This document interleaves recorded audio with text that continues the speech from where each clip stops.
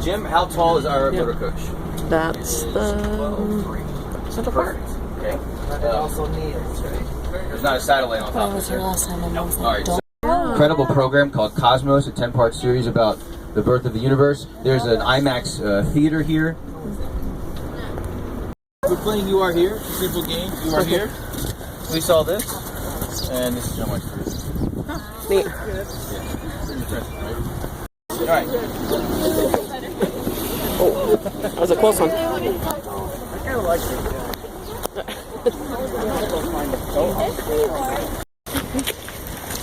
We'll see a concert in Central Park. Hi guys. It's kind of cold, but kind of pretty. Particular bedrock is called schist. It's spelled schist. S-C-H-I-S-T. Schist. On three. 1, 2, 3. Schist. Very nice. Oh. 1, 2, 3. Schist. That was much better.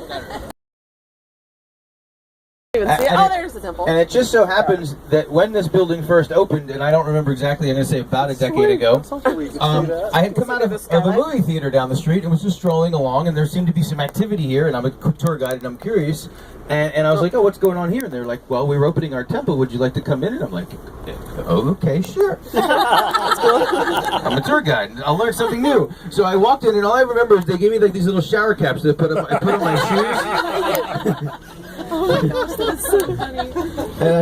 Oh, by the way, that's where Kelly and Regis and Kelly and Michael announces Kelly broadcast from over there on the right. That's the one on ABC 7.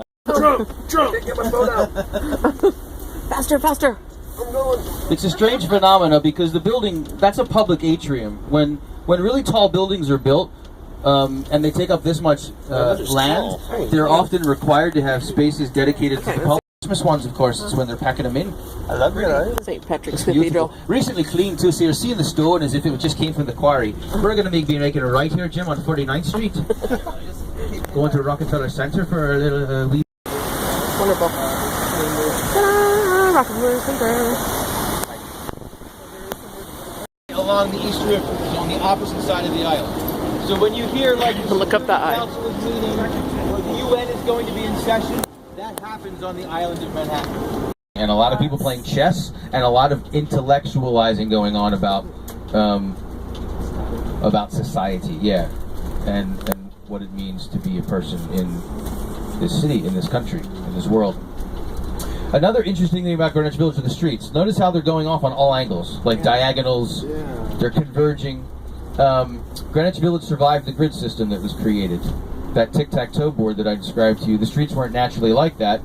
In fact, this island of Manhattan was known to the Native Americans as Mannahatta, which means the wider streets. You know, it creates a greater sense of intimacy in your on your street or in your community.